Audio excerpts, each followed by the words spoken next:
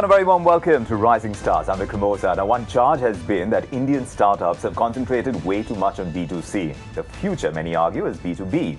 In the payment space, PayMate is one startup that has pivoted from B2C to B2B. They did this in 2011. What prompted it, and where do things stack up right now for PayMate, considering that they started off in 2006, I'm told. Yep. So here we are with Ajay Adiseshann, who is the founder and CEO of the company. Great to have you with us, Ajay. Thanks for having us. There was a reason why you must have pivoted, right? I mean, PayMate, as I understand, you offer these cloud-based services that essentially automate these accounts, payables and receivables for companies. So that's essentially what you do. Yep. But then going from B2C to B2B, what really prompted it? I think we spent a lot of time in B2C. We were the pioneers in mobile payments. We launched it way back in 2006, as you mentioned.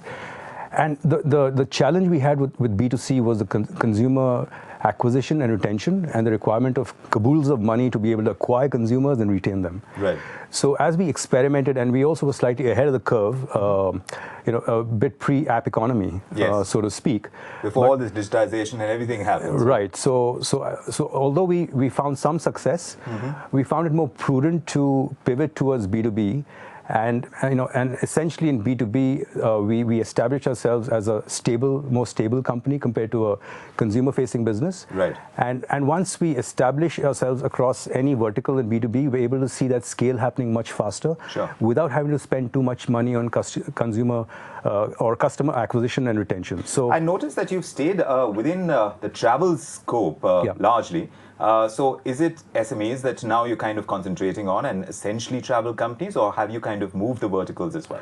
I think even within travel, if you look at the airline industry, you have 10,000 plus travel agents on our platform, and most of them comprise SMEs. Right. So I think SME has been a concentration for us, although we started with the airlines, influencing it and bringing the SMEs on board, that is the travel agents.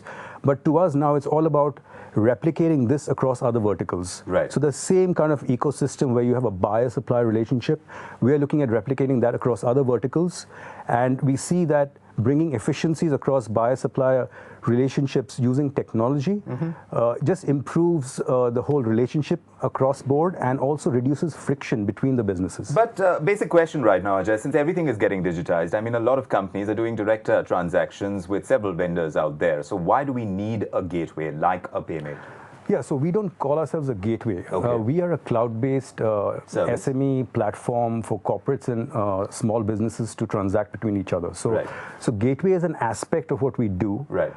We can use a credit card gateway for a small business to make a payment to a larger business, or vice versa. Right. So that's a byproduct of what we do.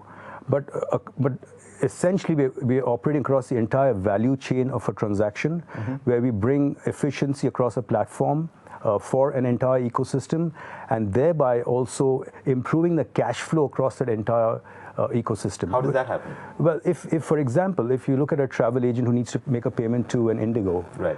And if they're able to make that payment on a real-time basis, and also receive their inventory uploaded on a real-time basis, so that they can then downsell to a consumer or another travel agent, then that just makes it more efficient for the small business. And Right. this is replicable across any vertical. In manufacturing, for example, if you have an automotive manufacturer and you have dealers and distributors, Right. and if you can bring efficiencies across payments, because today, once a payment is made, someone is going in the back end, checking for whether the payment has been received, and then reconciling. So reconciliation along with payments automation brings efficiency across B2B payments, which in effect just enables the entire ecosystem in a much better way. Yes. Yeah. But also you haven't just stayed with the efficiency of the payments.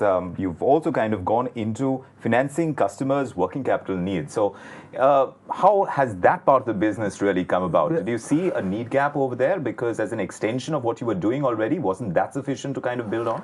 Yeah, I think payments automation is very exciting in itself, but when you're dealing with businesses, cash flow becomes a major issue, and we realized in the travel vertical, we found travel agents using commercial cards to make payments to airlines, and it dawned on us that, hey, this is sort of a revelation for us. Can we now look at also the credit side of it?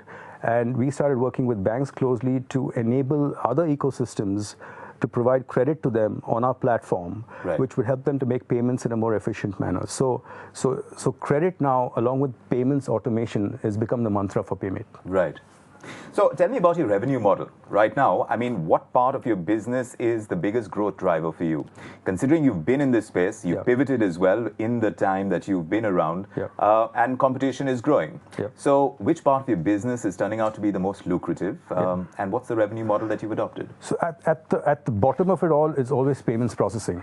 So the conduit can be either direct automation-driven payments processing or credit-driven payments processing. So for us, it's a transaction-driven model. Whether a business comes to us for automation and uses our platform to make payments, we charge per transaction on the volume of business. Or if the business is provided credit by a bank and is using that credit on a platform to make payments. Right. And the beauty of our platform is by payments, automation, and credit, we're able to lock in the credit onto our platform, unlike other third-party lenders, where once they provide credit, they have very little visibility on how that credit is being used. Right. Whereas on our platform, it's all locked in, and once you receive credit, you can only use it on our platform to make payments. Right.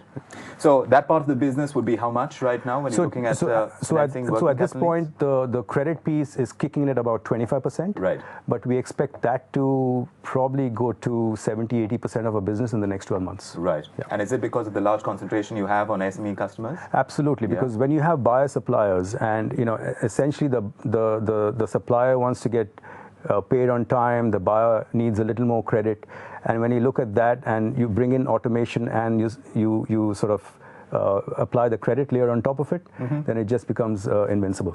Ajay, you changed your business, so I'm just wondering how you've been able to convince people who've been funding you to kind of get on board with the change of plans, as it were. So how do you stand on your funding right now, and how difficult was it to kind of turn around the business, considering they came on board for something? Yeah, so I think you either raise funds and it's very easy, or you have to struggle and to raise funds. So we've sort of experienced both sides of it. There was the early part of it when we launched our mobile payments business, and it was, I thought, a little easier to raise money, but thereafter it's been fairly difficult. But I think the fact that we've been innovators right from the start. We've sort of been ahead of the curve, but at the same time, we've been continuously innovating. We have a fantastic platform and technology.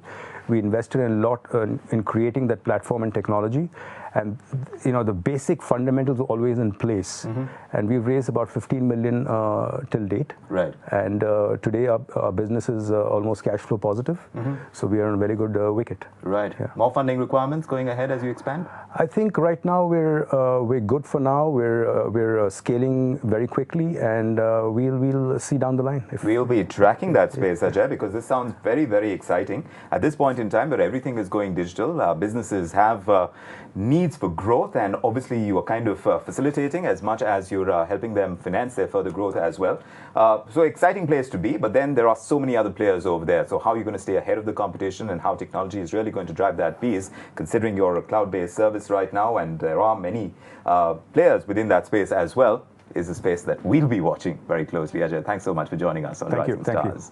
And that's our Rising Star today, Ajay Adiseshann, telling us about his business on PayMate. There will be plenty more on the show. Thanks for joining us for the moment.